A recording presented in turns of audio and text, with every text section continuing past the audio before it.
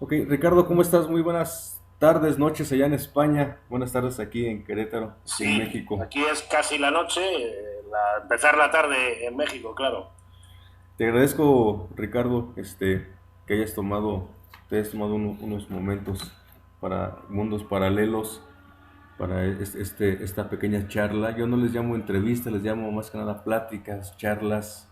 Eh, yo te agradezco muchísimo y gracias por tu tiempo. Pues nada, un placer siempre colaborar con México. Yo ya estuve en México hace unos años, en Monterrey. Tengo un recuerdo muy bonito, precioso y encantado de colaborar con México en cualquier ciudad. Yo te agradezco mucho. Ricardo Bru, hipnoterapeuta, Sí. parapsicólogo e investigador. Obtuviste el máster en hipnosis por la Open University de Miami y tienes un récord mundial de hipnosis, 121 personas, reseñado en el libro mundial de los récords en 1990. ¿Qué tal? Hombre, ha pasado tiempo, era 1990, yo era más joven, pero bueno, lo del récord siempre es porque hay una vertiente, aunque yo me dedico a la parte más científica, siempre rodeando la hipnosis hay una vertiente que tiene que ver con el espectáculo, con el show. ¿Por qué? Si le sacamos este espectáculo, esta parte, vamos a decir, más emocional, quizá la hipnosis pierde esa eficacia, porque es un poco esa entrada provocando en el sujeto algo que no está normalmente acostumbrado a ver. Sentir situaciones que no son comunes, y eso es la parte que utilizamos, que sacamos del mundo artístico, pero que aplicamos después a la terapia. Además, la aplicamos con éxito en muchos aspectos, desde dejar de fumar o drogas de cualquier tipo, a revisar un problema emocional o revisar, ¿por qué no?, una regresión, es decir, ir a aspectos de su pasado. Así es. Ricardo, estaba lloviendo y vamos a ir por puntos aprovechando esta tipo que tú acabas de decir. El alma de los animales. Nuestra mente Sí, puede estar en contacto con nuestras mascotas que se ya han partido. Además, que ellos van a ser los primeros que nos vienen a buscar en el otro lado. Y dices tú sí. que enseñarás cómo contactar con ellas. ¿Cómo es esto, Ricardo? Esto me pareció Sí, muy conmovedor. ayer estuve grabando un tema de este tipo que tiene en YouTube en menos de 24 horas, tiene 5.000 visitas. Y lo tiene porque hablamos de algo muy entrañable para todos nosotros, nuestras mascotas. Mascotas. Estos animales no son animales, son seres vivos y bueno, llamarles animal quizás es llevarlos a un nivel demasiado bajo. Abajo. Son compañeros, son Ujú. amigos y algunas veces el mejor de nuestros amigos. Yo, hay el trabajo de Kowalski, precisamente con el mismo nombre que me has preguntado, el alma de los animales. Él nos relata una serie de viajes y de hechos increíbles, por ejemplo, África, en Tanzania. Nos habla la historia de tres elefantes, una madre y sus dos hijas. Un cazador furtivo dispara mortal a uno de los elefantas y esta está mortalmente herida. La madre y la hermana van corriendo hacia ella y la sostienen. Apenas se sostiene, está con los pies moviéndose y la sostienen. Y va desangrándose, desangrándose. Cuando ya no la pueden sostener más, se quedan con ella. Lloran, son esas lágrimas del elefante. Y después cogen troncos, cogen ramas y ocultan su cadáver. Aquí ha pasado algo, aquí ha habido una explosión social, aquí ha habido amor. Y eso es lo que nos enseñan los animales, amor, compasión y sobre todo pertenencia, ¿no? Pertenencia a la familia, a los núcleos. Yo ayer hablaba de este tema y encantado de volverlo a hablar contigo. Yo he tenido animales, varios ya, porque uno ya empieza a tener una edad, y concretamente el último que he tenido ha sido una perrita que se llamaba Nelly y ha estado 14 años conmigo, le he sentido mucho, le he llorado mucho, pero también me ha enseñado muchísimo. Yo sé que me vendrá a buscar.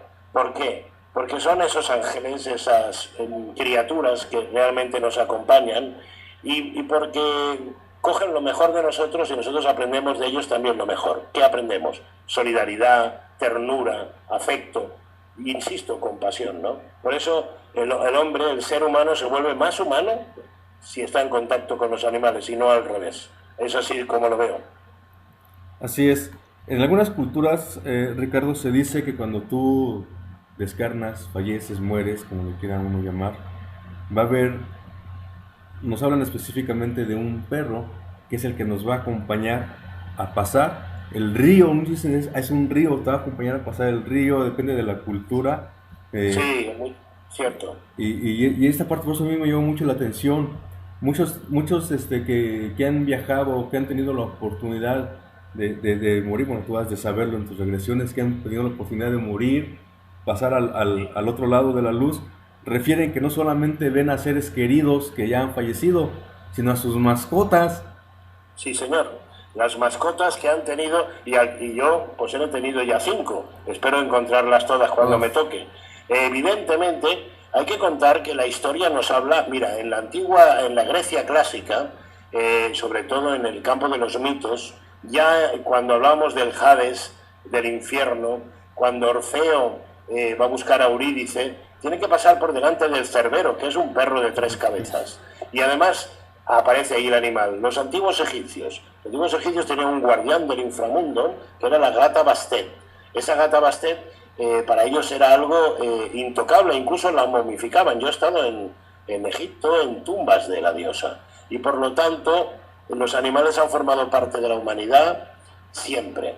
En muchas culturas desconozco, evidentemente la humanidad tiene una amplia cultura, quizá tú sabrás mejor que yo la relación en las culturas, sobre todo mesoamericanas, y los animales, pero estoy seguro que tenían mitos paralelos y mitos similares, es decir, animales que que ayudan. ayuda. Por ejemplo, me suena así de golpe la serpiente, en fin, de alguna manera esta serpiente emplumada que está en toda la cultura mesoamericana, Americano. ¿no?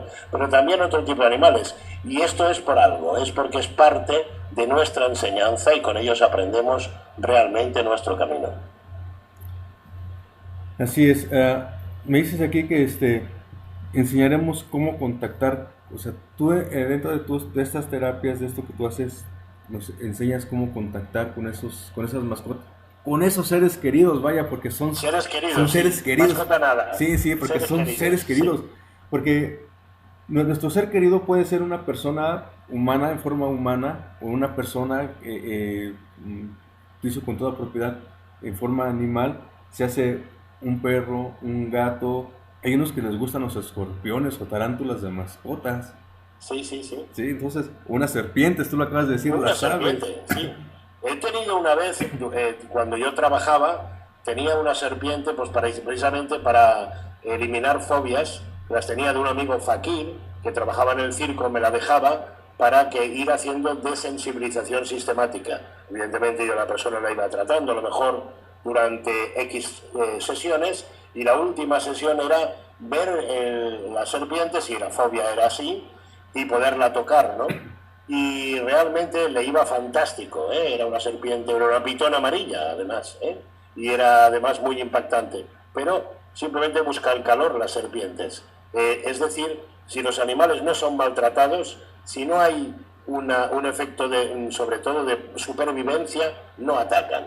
No atacan si no están de alguna manera en peligro. El ser humano sí ataca, no necesita estar en peligro, lo hace por ambición, lo hace por tantas cosas que no debería hacer, que los animales ya nos enseñan que ese no es el camino.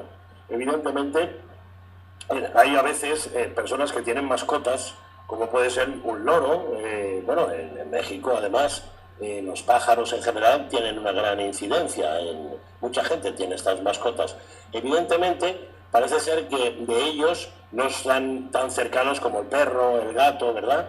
Pero es que realmente se coge auténtica relación de amor, de cariño. Yo he visto un loro volar hacia su dueño, ¿verdad? Y de alguna manera darse la boca y el pico del loro como besos. Tú lo habrás visto Sí, también. sí, Eso es sí. típico de verlo sobre todo en Centroamérica. Y hay cariño. Y además ya no hablamos y repite palabras y ya casi parece que nos habla, ¿no? Que nos está dando algún mensaje más. Lo bueno es que en estos casos he podido constatar que a veces el loro llega a decir algunas palabras que nadie les ha enseñado, pero sí tienen que ver en una ayuda necesaria, o a veces se convierten en mediums, es decir, acostumbrados a repetir frases, de tanto en tanto dice una frase de ese ser querido que ya no está con nosotros. ¿De dónde ha venido? por dónde ha salido, pues aún lo ha utilizado realmente como agente mediador. Siempre bonito y siempre entrañable. Así es. Una de las cosas que tú haces también es despedida de seres queridos. Volvemos a lo Sí. mismo, personas y animales. ¿Cómo es esto, Ricardo? ¿Cómo nos podemos despedir de aquellos que ya se fueron? Ujú. Se puede hacer, de hecho, cuando venga a tu ciudad, que tengo previsto hacer unas regresiones con bastante gente para pasar a unas etapas de la infancia, de esa etapa de la infancia ir hacia el momento del nacimiento, es decir, ya dentro de, todavía estamos en el claustro materno, e incluso más allá de ese claustro materno, a recuerdos de otras vidas. En todo ese periodo, cuando están dentro del claustro materno, muchas veces encuentran mensajes de esos seres queridos.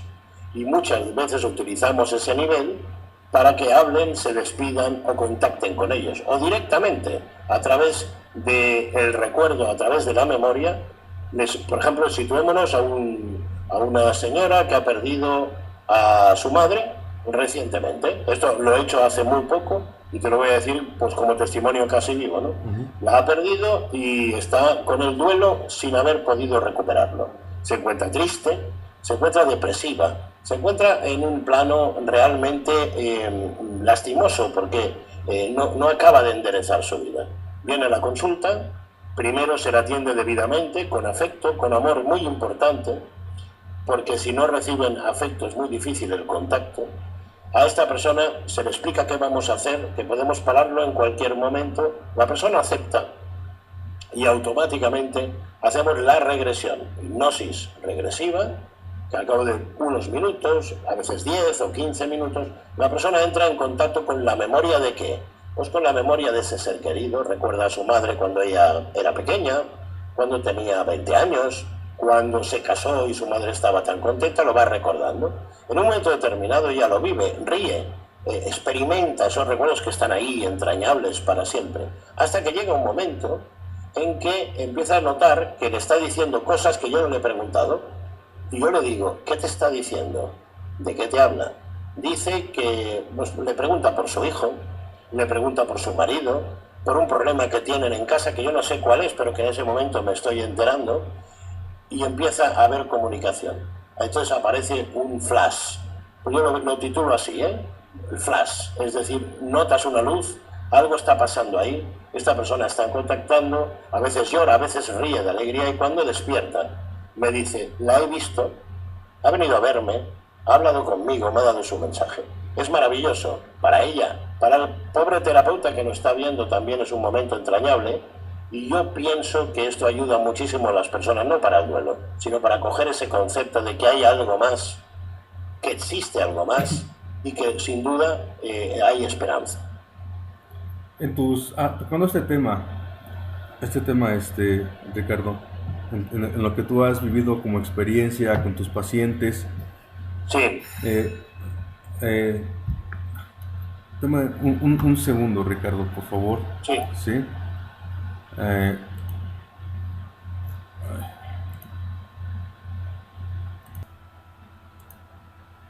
ok. En tus experiencias decíamos, cuando vas compartido con la gente, ¿qué te han dicho ellos de lo que referente, qué pasa cuando tú descarnas, cuando alguien descarna? ¿Qué sucede? Se nos ha dicho que pasamos un túnel, saliendo de ese túnel encontramos una figura religiosa, no me quiero meter en así, ¿no? Porque muchos Sí. ven a Jesús, otros a Buda, bueno, dependiendo de lo que pienses, y que muchas veces también te recibe o ves a familiares que se nos han adelantado. En tu experiencia, ¿qué es lo que se te ha dicho? ¿Qué has tú sabido de esto? Bueno, yo debo estar, como ya uno ya tiene una cierta edad, y llevo casi 30 años o los 30 años ya, pues podría haber hecho más de 1000 regresiones, más de 1000. Y ahí te podría dar de ese millar, te podría decir que eso que acabas de decir en algunos casos sale, pero que después las cosas en trabajo terapéutico, en terapia psicológica, es mucho más sencillo. Lo del túnel, aunque es espectacular y es muy televisivo y si quieres muy de Hollywood, pues sí, pero poco. ver niebla, eso sí lo ve mucha gente, como una especie de umbral. Francisco Cândido Xavier, el gran médium brasileño, nos habla de que existe en su célebre obra Nuestro Hogar, ¿no? Uh-huh. Nos habla de que hay un umbral. Eso sí me lo describe mucha gente, no tan, si quieres, tan pesado, ¿no? Mediante fango, andando por el fango, sino gente que está en una especie de tierra de nadie, entre falta de luces, y empieza a ver una luz más brillante o más clara a lo lejos. Eso sí, le han llamado, es el trabajo de Newman, el trabajo intermedio, ¿no? La gente que está en un estado intermedio, como entre los dos mundos, entre el nuestro y también lo que llamaríamos el cielo, el paraíso o el lugar de las almas. Entre esos dos lugares existe un estado intermedio que la antigua religión nos decía siempre que era una especie de purgatorio. Más ahí no se va a purgar nada. Simplemente allí empiezas a tomar contacto cuando estás desencarnando, eso es lo que me han ido contando tantos casos, con personas que vas a conocer o que bien has tenido una relación en tu vida anterior, pero que allí ya sabes que vas a volver a tener contacto con ellas en un futuro.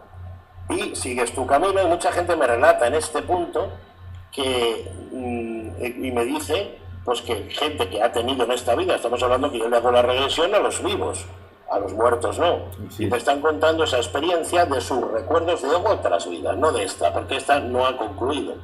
Y en ella parece ser que en esa otra vida hay 5 personas, 5, que ya en el estado umbral, en el estado intermedio, ya de alguna manera sabía que iba a tener contacto y que de hecho lo ha tenido, sea en forma de hijo, sea en forma de amigo, de esposo, de mujer, o sea como un compañero de trabajo. Estas 5 personas han aparecido.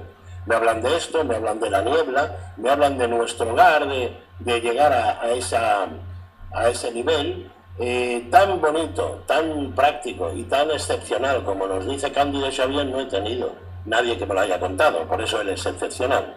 Pero sí he tenido gente que se me ha aproximado al Hospital de Luz, donde son curados, que han tenido unos, él le llama ministerios, quizá en portugués, ¿no? Los ministerios. Allí más que ministerios son una especie de aulas o escuelas donde esas almas de alguna manera mejoran, hasta que vuelven a venir, si esa es su misión, o pasan a un plano más elevado. En ese plano, por más que he preguntado, no me han dado demasiadas respuestas claras, pero sí me han dado mensajes de amor, mensajes de paz. Y una cosa te voy a confesar, a veces yo les hago preguntas a mis pacientes, sé que les va bien, y alguna vez no, 1, 2 y 3 veces me ha pasado que me han dicho cosas a mí, hablando del otro lado, de problemas que tenía yo, porque yo como terapeuta soy un hombre normal, que tiene sus problemas, sus disgustos y sus preocupaciones. Y en un momento determinado me han dado un mensaje para mí, eso ha sido bonito, maravilloso. Poca frase, diciéndome estate tranquilo, se va a solucionar. Y yo he preguntado, ¿se va a solucionar? Sí, que se va a solucionar, me dicen que se va a solucionar, y sigue hablando de lo suyo. Ha sido increíble, pero eso lo he notado varias veces. Perfecto. Hola. Perfecto, porque esa es mucha de las partes que nosotros, o mucha gente tiene esa curiosidad. Nos relataba también Elizabeth Kluber en su libro La Rueda de la Vida, que siempre cuando uno fallece, siempre hay gente que te está esperando, gente que ya conocías, y todo ese tipo de situaciones, ¿no? Algunos nos hablan de la figura de Jesús, que ven a Jesús, que lo recibe, en fin, muchas situaciones de este tipo. Claro, pero es que para las personas creyentes, Jesús es, además, de alguna manera, del proyecto de su fe, también es un arquetipo, es decir, es una figura que va a estar presente en toda su evolución, porque ya los antiguos egipcios nos hablaban de que el más allá es algo que es conocido por nosotros desde el mismo momento que nos iniciamos ese viaje, y está hecho a nuestra medida, porque es un más allá tan amplio que cabe a la medida de cualquiera. Por lo tanto, en ese más allá vamos a encontrar arquetipos y figuras familiares que tienen que ver con nuestra fe y también con la fe de los demás que vamos a compartir, y por lo tanto allí no hay separación por creencias, no hay judíos o musulmanes, no. Allí, en ese más allá, existe una coordinación general donde todos somos iguales y donde la única jerarquía es de alguna manera el amor y la división sobre todo de entrenamiento, de capacidades que hemos tenido a lo largo de nuestra vida. Según no hemos obrado, también alcanzamos más rápidamente el objetivo. Por lo tanto, sí que esta vida hay que estar pensando en la otra, porque no vamos a llegar igual si esta despreciamos a los demás o maltratamos los animales o hacemos cosas que no debemos. Eso no sale gratis, a pesar de que algunas religiones dicen que te puedes arrepentir en el último instante. Más vale no hacerlo y más vale hacer propósito de enmienda mientras estás vivo. No esperar el perdón ya en un traspaso, porque ahí el umbral, como nos dice Cándido Xavier, puede ser un terreno fanganoso y de mucho tiempo. Así es. En relación a estas experiencias que tú has tenido a través de estas regresiones, dos cosas. ¿Qué tan cierto es el acuerdo de almas? Que si yo estoy allá puedo regresar para ser hoy tu hijo, hoy tu pareja, o aquellos que se llevaron muy mal, regresan y son gemelos. ¿Qué tan cierto es esto del acuerdo, de lo que tú haces en tu experiencia, en tus regresiones? Mira, mi experiencia me dice que cuando se ha creado la causa, y crear la causa significa que es una causa justificada. Pongo un caso muy claro. Una madre pierde a su hijo muy querido, una grave enfermedad se lo lleva, lo quiere, ha hecho todo lo posible que él ha luchado, pero ese hijo se le ha ido. Al cabo de un tiempo, esa madre puede tener una serie de imágenes, de sensaciones, y curiosamente, al cabo también de un poco más de tiempo, vuelve a quedar embarazada. Cuando nace ese hijo, tiene unas señales que la madre sí sabe, nadie más, pero ella sí, que tuvo su anterior al nacer, y percibe que ese hijo es esa reencarnación. En este caso, esto se ha dado muchas veces, pero no es algo matemático, no siempre se ha creado la causa y no siempre va a ser así. Decir que siempre van a volver en la misma madre sería mentir, pero decir que algunos casos ha ocurrido, por supuesto. Por lo tanto, existe una parte de verdad, pero el ser humano apenas tiene más conocimientos que la comparación. No, yo no he podido decirle a nadie, tú vas a venir así y asá, porque seguramente me equivocaría. Sería una presunción, sería un ego fuerte para el mío decir que puedo tener ese conocimiento. Decirle a la persona, yo conozco este caso y este y el otro, y que incluso ese niño nació, y cuando nació tenía una serie de marcas que había tenido en el anterior, que no tenían por qué haberse reproducido. ¿Cómo es posible? Pues es verdad. Y que después ese niño ha tenido una serie de conductas, ha reconocido unos juguetes. Esto ocurre, esto pasa, pero más no siempre pasa, y a todo el mundo. A algunas personas les ocurre, y estos son, de alguna manera, gente llenos de gracia, porque han creado las causas y han dado todo lo que han podido. Si hacemos lo máximo que podemos, sigo un poco a Miguel Ruiz, ¿no?, con sus 4 acuerdos, hacer siempre lo máximo que puedas, pues esta es una buena causa para volver a estar con gente querida. Siempre lo máximo que podamos, siempre. Así es. Al respecto, estaba acordando de una película, déjame ver si me acuerdo del nombre, igual y tú sabes cuál es, de una persona que vive en Francia, si mal no recuerdo, y ella empieza a recordar situaciones de Inglaterra, algo así, de Escocia, y ella se va, es cuando los hijos se van, algo así, y ella regresa y se da cuenta que ella fue la madre de esos niños, que ahora ya son unos adultos mayores. Claro, los hijos del ayer. Los hijos del ayer. Sí. Exacto. Claro que sí. Bueno, el cielo nos ha brindado grandes oportunidades para poder representar, ¿verdad?, toda la fenomenología. ¿Puede pasar esto? Mira, si nos cogemos a uno de los que más trabajan, de los que más están en este tema, es, por ejemplo, el budismo tibetano. El Dalai Lama, hasta ahora, ya veremos qué ocurrirá después que le toque el camino de ascender. El Dalai Lama es escogido por los tulkus y de alguna manera tienen la capacidad, al menos así lo dicen, de saber dónde van a nacer. Eso sería maravilloso, pero a la vez sería una trampa mortal, porque si supiéramos los seres queridos dónde van a nacer, iríamos, volveríamos a hablar con ellos, querríamos que hiciesen lo mismo y no habría evolución. Sí. No la habría en absoluto. Tenemos que tener ese plano de duda, que a la vez vemos cosas que se le parecen, pero otras no tienen nada que ver, para que esa duda nos deje evolucionar a nosotros y a ellos. En esa película ocurre esto, los hijos que a la vez pueden ser padres y se invierte y se hace esa polaridad, no nos dice que realmente todos somos descendientes de un gran patrón que es la humanidad. A veces nos vemos tan distintos ahora que estamos en estos tiempos, que sobre todo en Europa y en Oriente Medio os llegan las noticias, ¿no? Ya desde la crisis de inmigrantes a la barbarie de Siria, a los atentados, como por ejemplo el que ha habido en Niza.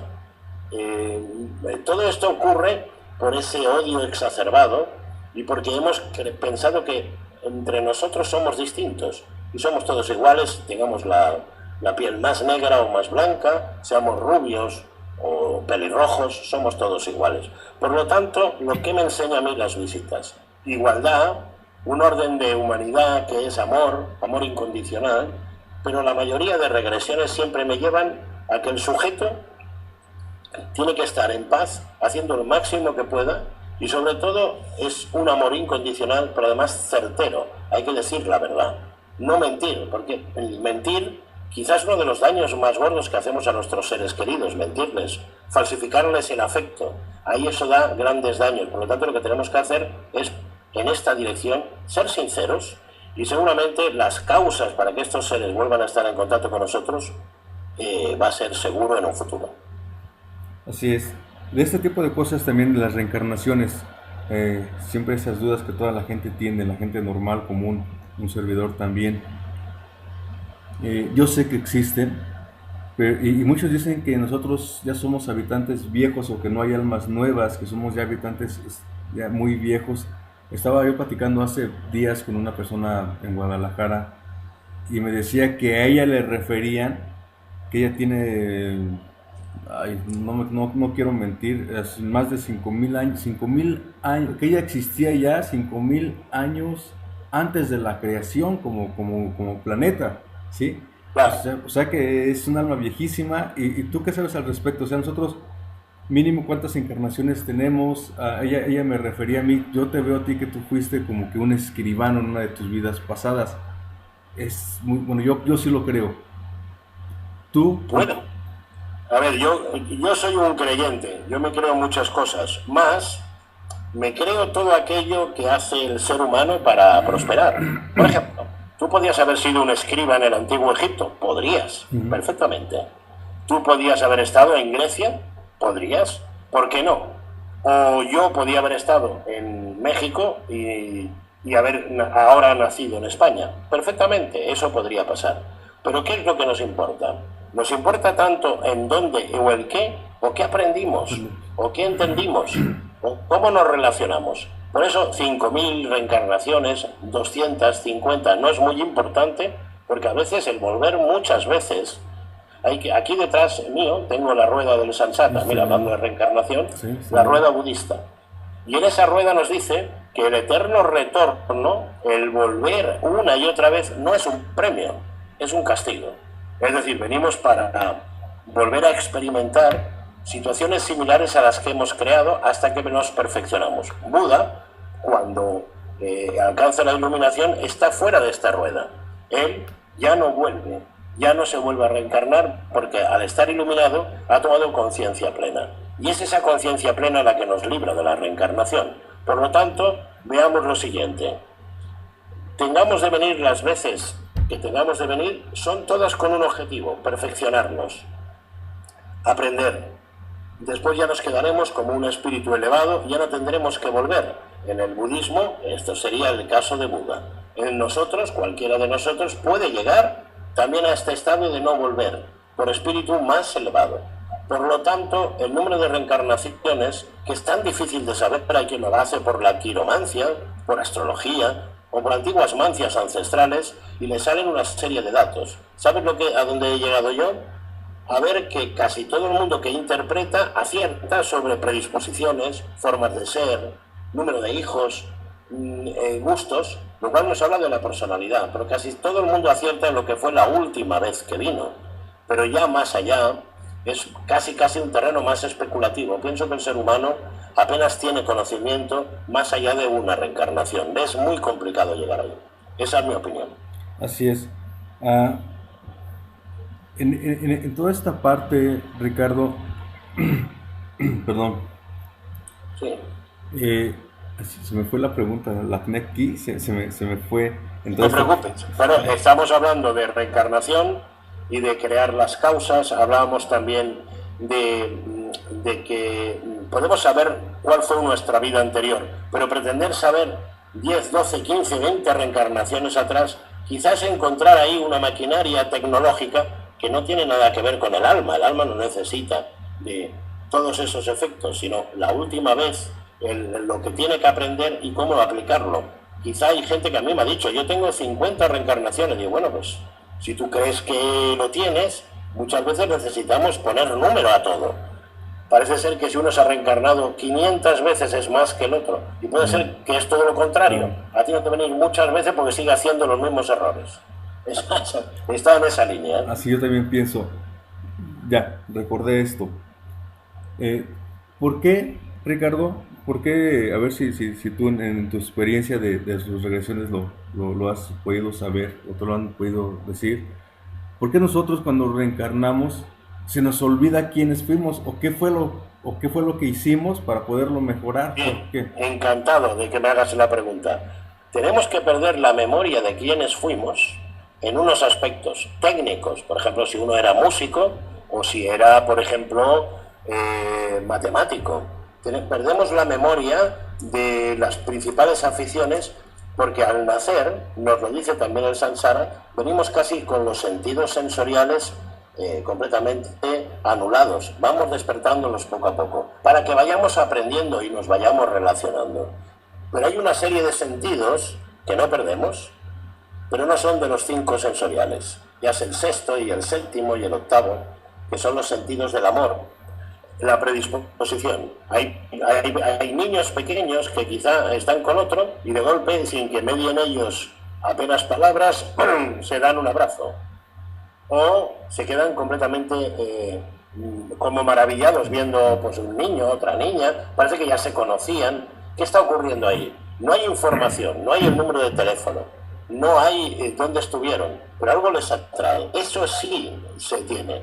Y ahí tenemos casos maravillosos que estudió Arthur Clarke en Ceilán, donde nos dio ejemplos maravillosos de una niña que a una edad de 5 o 6 años empieza a tener sueños recurrentes, por ejemplo, de que sus padres están mal y sus padres que están allí dicen somos nosotros, y ella habla de otros que están en una aldea a 20 kilómetros. Tanto insiste la niña que van hacia esa aldea y ella reconoce a sus anteriores padres y va hacia la habitación donde estaban los juguetes que ella describía. ¿Qué está ocurriendo allí? ¿Qué está pasando? Pues en este caso ha sido algo excepcional, algo único, que se ha creado la causa para que esta niña ponga en contacto esas dos familias. Todo esto ha sido creado desde una instancia muy superior. Nosotros, pobres humanos, creemos que podemos medir de alguna manera, escuchar fórmulas matemáticas, aparatos, tecnología que nos lleve a poder saber cuándo, cómo, dónde, nunca lo sabremos. Porque la base de no recordar es precisamente el volver a aprender todo aquello que no acabamos de matizar y que será enriquecedor para nosotros. Por eso no recordamos. Pero el amor sí, ese seguro. Ok. Dentro de tus terapias también hay algo que yo veía que es entrando al vientre materno. Entrando al vientre materno, sí. Muchas veces gran parte de los problemas, ahora ya hablamos de psicología, de problemas psicológicos que tienen muchas personas, y hablamos entonces de conducta, y hablamos de, por ejemplo, neurosis obsesiva, trastornos compulsivos, trastornos disociativos. Muchas de estas personas ya lo vienen desde un conflicto en el claustro materno. No todos los conflictos, pero también la relación que han establecido con la madre después del parto, el parto y los primeros años de su vida. Concretamente, la psicología nos dice que de 0 a 5 años se hace todo lo que seremos después. A partir del 5.º año por supuesto, seguiremos aprendiendo, pero ya aprenderemos de otra forma, no formas de pensamiento, sino aplicaciones. Si a los 5 años ya nos hemos hecho como somos, la importancia que tiene la madre para el niño o la niña son fundamentales. Y el vientre materno es una forma de volver ahí, volver a sentir el corazón de la madre, que todos, pues más tarde o más temprano nos va a tocar perder.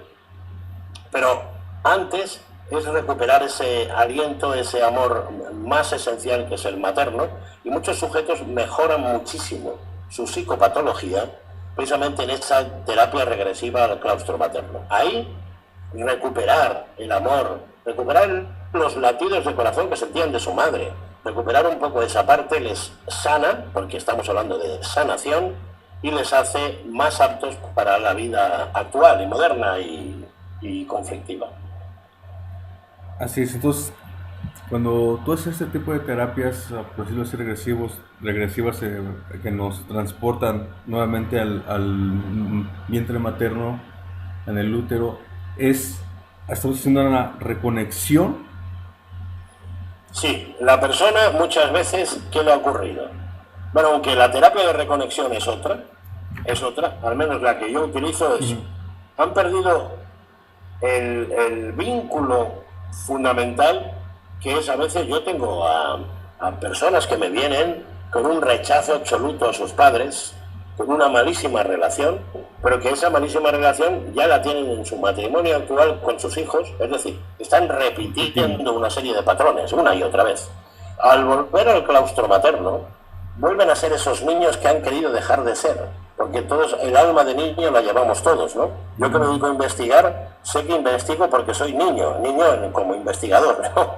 Porque me planteo ilusiones, me planteo gracias, me planteo retos imposibles. Yo sé que muchas de las cosas que investigo son imposibles de probar, pero todo y así me gusta coger ese espíritu infantil que todos tenemos. Mucha gente pierde el espíritu infantil, el espíritu maternal, y la terapia regresiva le hace que todo su ser vuelva a tomar conciencia, y algunos le llaman reconexión. Bien, reconectar todos los niveles para volver a ser ese patrón que estaba ya diseñado y bien diseñado, pero que ha perdido. Entonces ese análisis transaccional, esa especie de constelación que produce volver a un claustro materno, les da los argumentos que necesitan más tarde para solucionar conflictos de la vida cotidiana, psicológicos, la mayoría lo son. Ok. Aquí me dices tú, el código secreto dice: nuestro inconsciente guarda un lejano y oculto mensaje que puede sanarnos. Sí, en nuestro inconsciente todos tenemos una serie de patrones. Antes hemos hecho un poco de referencia de Grecia, Roma y, ¿por qué no?, mayas, aztecas, estamos incas, algunas civilizaciones siberianas y africanas guardan algo muy importante, es el arquetipo. Esos arquetipos, el código que yo llamo el código 22, yo la primera vez que tuve conciencia de que es ancestral fue en unas cuevas en Francia. Son las famosas cuevas de Lascaux, que son unas cuevas de pinturas rupestres, que allí encontraron un cráneo de color rojo en medio excavando en la cueva. Aproximadamente ya estábamos en el principio del Neolítico, es decir, podríamos hablar de unos 15.000 años atrás, rodeado de 22 piedras blancas. Claro, desde el punto de vista de la persona que estudia iniciación, que estudia un poco antropología, ¿no?, antropología ritual, sabemos que el código 22 ha sido tan importante como, por ejemplo, es el código numérico de los arcanos mayores desde los tiempos de Egipto. Ese código 22 estaba 15, 20.000 años atrás, también catalogado en pinturas rupestres. Hay una alineación de menires en Karnak, Francia, de miles de menires que tienen una explicación más allá de una pura casualidad. Hay una serie de códigos que han sido transmitidos. Por lo tanto, hay una sabiduría ancestral. La mente sabe interpretarla.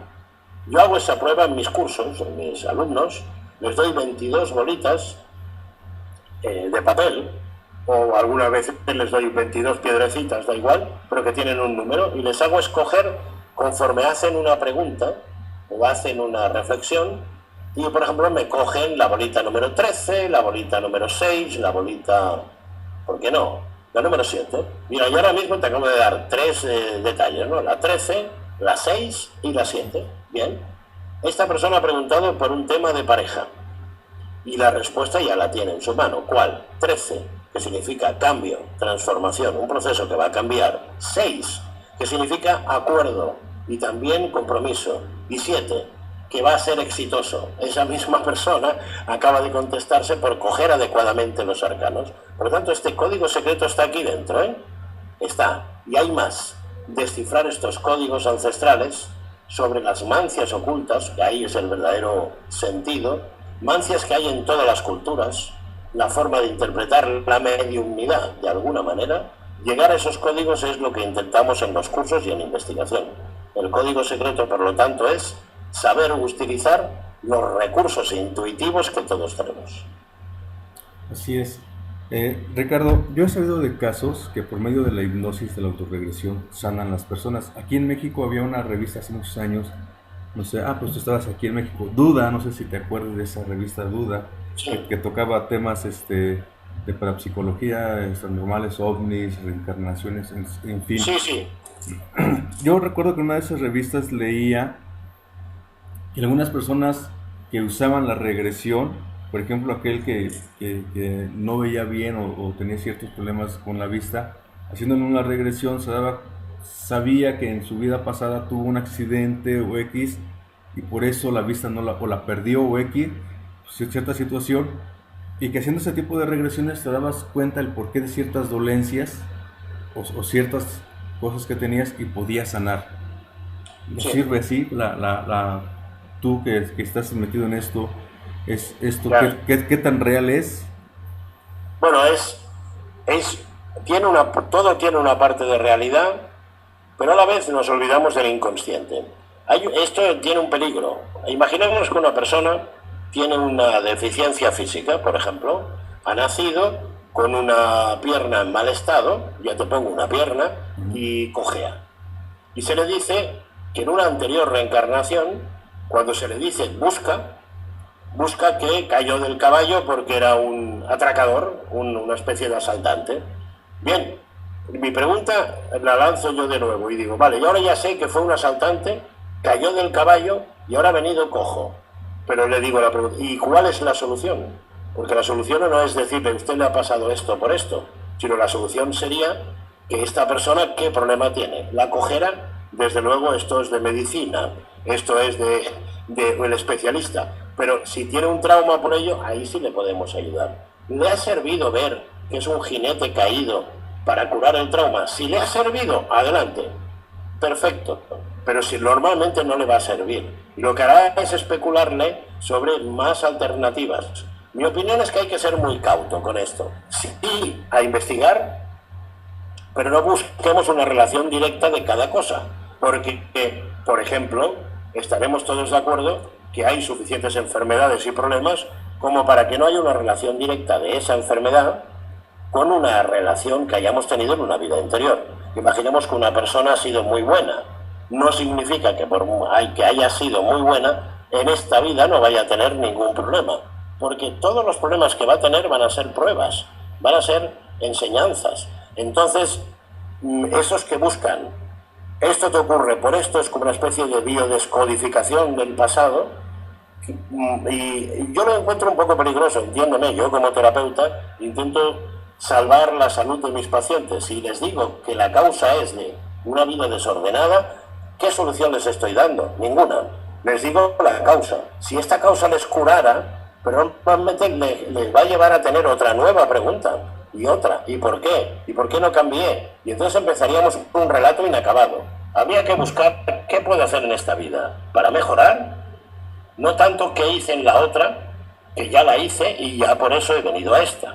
No sé si me he explicado bien porque me he dado mucha vuelta, pero sobre todo mucho tacto con el paciente, mucho tacto. Se ha llegado a decir en una consulta, no en la mía, porque eso yo no lo hubiera permitido, ¿no?, de que ha muerto un hijo para que la madre aprendiera. Mira, hasta ahí podemos llegar. Esto no se puede decir, ni se debe decir, y sobre todo hay que contar que esa madre si se le dice que ha perdido un hijo porque en otra vida se portó mal, acabas de poner a una persona en una situación psicopatológica grave, severa. Tenemos que ser serios y decir las cosas que son productivas, que son terapéuticas. Y todo lo que es especulativo dejarlo para el mundo de las ideas, pero no para un paciente. Así lo veo yo y así lo practico, así lo hago. Esta parte me parece muy importante, Ricardo, porque es cierto, ¿no? Muchas veces tú acabas de decir, te pasó esto para que en este caso ya es un poquito más fuerte, ¿no? A quién le gusta perder un hijo, ¿no? Un ser Claro, querido, y dicen, es que lo perdiste para que aprendas. Yo pienso que sí, cuando nos dedicamos a dar cierta información, estar en estos medios, sí. en tu caso, en parte del mío, debemos de ser muy cautos en cierta información que debemos dar. Respetar mucho al paciente y ponernos en su lugar, ¿eh? Porque, a ver, si ya es muy trágica la muerte de un hijo, solo falta que un iluminado te diga que es por tu culpa de otra vida, porque encima te sientes culpable dos veces, por esta y por la Por lo anterior. anterior. Entonces puedes estar llevando a esta persona al suicidio. Tú puedes ser responsable de una mala información, de un cambio de conducta de esa persona. Por lo tanto, hay que ser muy cautos y no decir lo que no estamos seguros. Con eso sería suficiente. Aunque es siempre más fácil especular, eso es verdad. Así es, así es. Y por ganar puntos o bonos más, ¿no? O por quedar bien. Y porque Vendes. vende más el que da soluciones o milagros y no el que dice esto está mal. Todo aquel que censura una conducta tiene peor prensa que el que encuentra soluciones mágicas. Pero la verdad solo hay una, y es ser humano. Una madre que pierde un hijo, lo que hay que hacer es ayudarla a soportar el duelo. Hay que ayudarla a reconducir su vida y sobre todo a darle esperanza, por ejemplo, en el más allá, en que lo encontrará, en que seguro que lo volverá a ver, pero que ahora tiene que intentar vivir el presente, pero no a empezar a buscar la causa y la culpabilidad, porque eso nos convertimos ya en auténticos demonios, no en terapeutas. Y eso está pasando, ¿eh? Está pasando en una sociedad como la española, sé que está pasando en una sociedad como la de mexicana, pero está pasando en Estados Unidos, ¿eh? Me refiero que esto no va por norte-sur, sino más bien por saco tanto o menos dinero. Desgraciadamente es así. Así es. Eh, Ricardo, estaba yo viendo, me llamó algo mucho la atención cuando yo estaba eh, pues viendo algo sobre lo que haces, Sí, tus trabajos y la psicoimagen. Bueno, yo había escuchado psicoimagen, sí. sí, de la psicofonía, pero la psicoimagen, ¿cómo es esto? ¿Cómo se trabaja? ¿Cómo lo trabajas tú, la psicoimagen?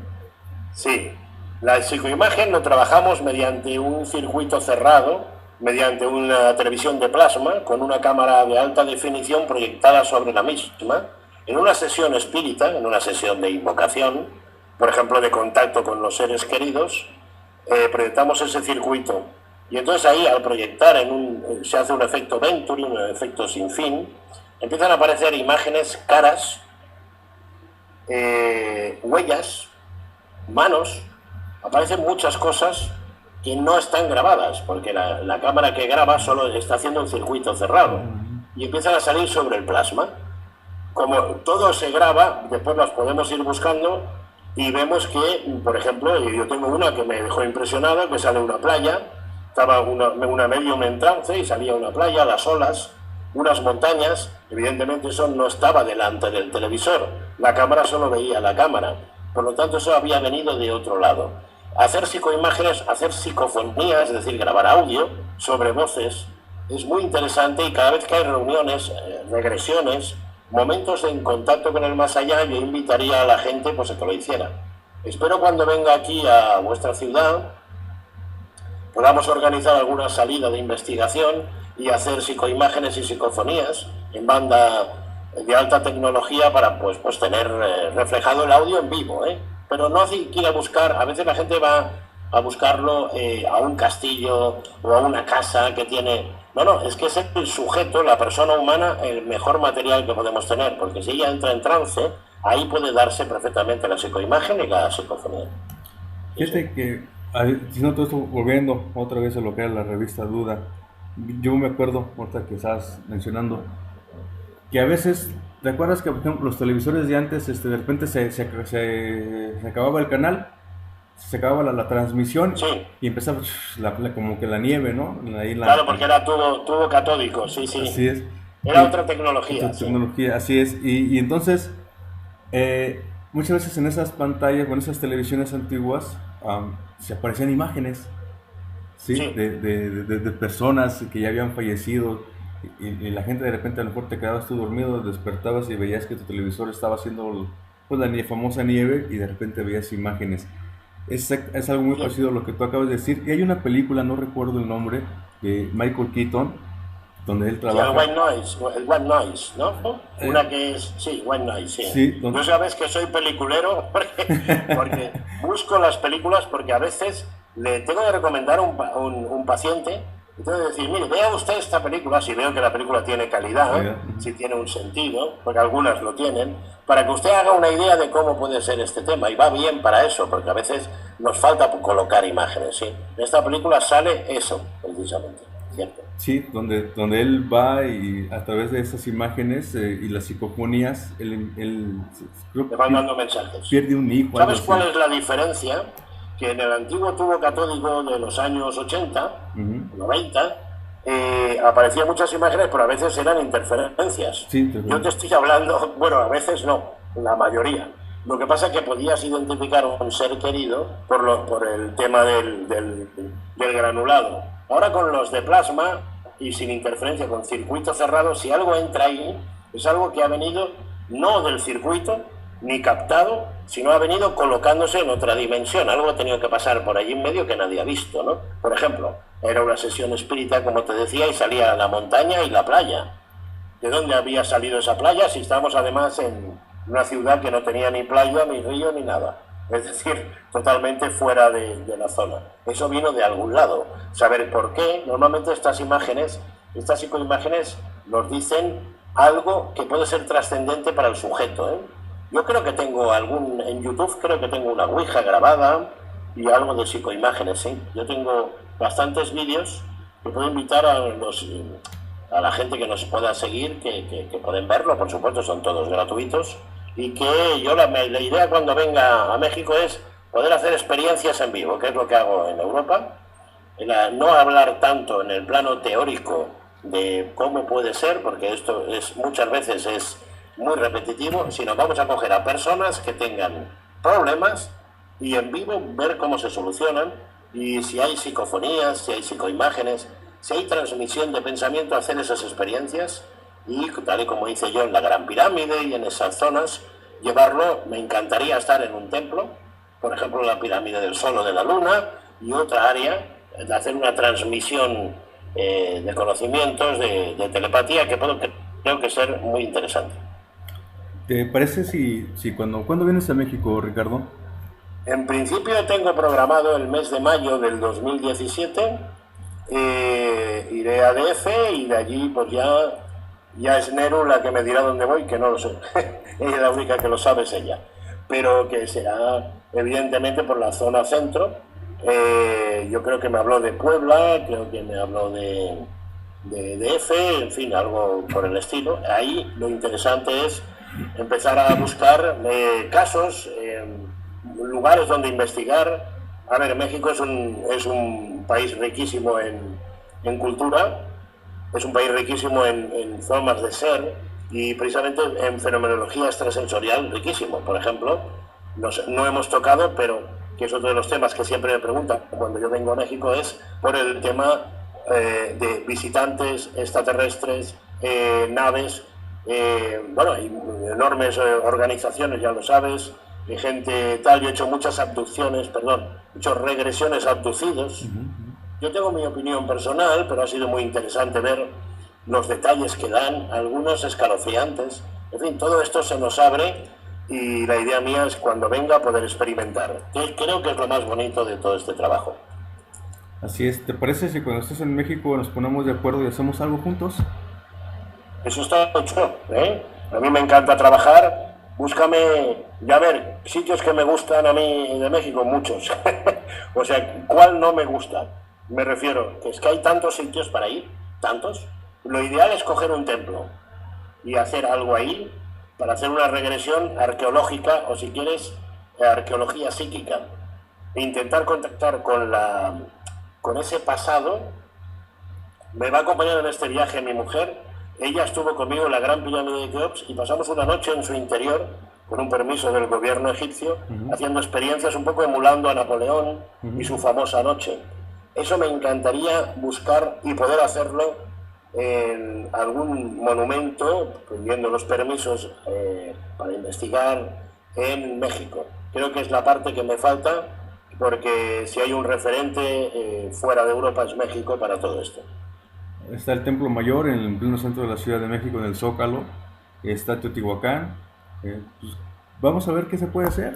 Sí, me Sí, comprometo. pedir un permiso para hacer unas regresiones. Como nosotros no ensuciamos, nosotros no picamos nada, ni tocamos nada más que el suelo, y en las regresiones de tipo psíquico, claro, en principio, otra cosa sería un grupo arqueológico, pero de nuestra arqueología psíquica, y en principio no tiene que haber mayor problema. Puede ser interesante. Perfecto, lo vamos planteando, tenemos tiempo, Claro que sí. y nos ponemos en contacto para poder hacer y realizar algo significativo aquí en México. Me encantaría estar presente cuando esto suceda, Ricardo. Pues habla con Neru, que en mayo aquí venimos, de hecho vamos a estar prácticamente un mes, nos da tiempo para hacer cosas, y hacer experiencias. Aquí México es vasto, tú lo acabas de decir, estaba la zona Claro. de las luminarias en Valle de Santiago, los 7 volcanes, Valle de Santiago, está Tepoztlán, es vasto, riquísimo. Hay mucho, hay mucho. Riquísimo. Y sobre todo la gente, porque encuentras... yo recuerdo que cuando estuve en Monterrey, estuve tratando a una persona que tenía un problema de riñón, y de alguna manera eso me quedé muy impactado, como al hacerle la regresión salieron unos ayudantes, una especie de ayudantes invisibles, que le decían lo que tenía que hacer, ¿no? Él era de cultura indígena, ahora no sé exactamente a qué etnia pertenecía, pero de los mexicanos, y entonces empezó a salir una serie de que yo no conocía absolutamente nada de lo que él me estaba contando, pero que después todo concluía en una especie de guías espirituales que le ayudaban y eran dos, como los riñones, evidentemente, ¿no? Y le ayudaban a su recuperación. Fue muy bonito, y veo que tengo mucho que aprender, pero sobre todo hay mucho que ver a través de esta parte antropológica para llegar a conclusiones insospechadas para la humanidad. Tenemos que seguir en esa línea. Perfecto. Ricardo, yo te quiero agradecer tu tiempo que estuviste ahí, y que no sea la primera, que sean varias más las veces Claro. que estemos en contacto y entrevista. Y cuando vengas a México, pues yo te invito a mi programa de radio, que son los viernes 8 de la noche, Sí. para que estés en contacto y hagamos algo en vivo. Vamos a organizar algo en la radio, claro que sí. Hacemos una regresión, hacemos algo, un contacto espiritual, algo que la radio, con su fuerza, esa fuerza que tienen de ondas, pues impregne a todos y empecemos ya a irradiar esa energía, que eso es bueno. Perfecto.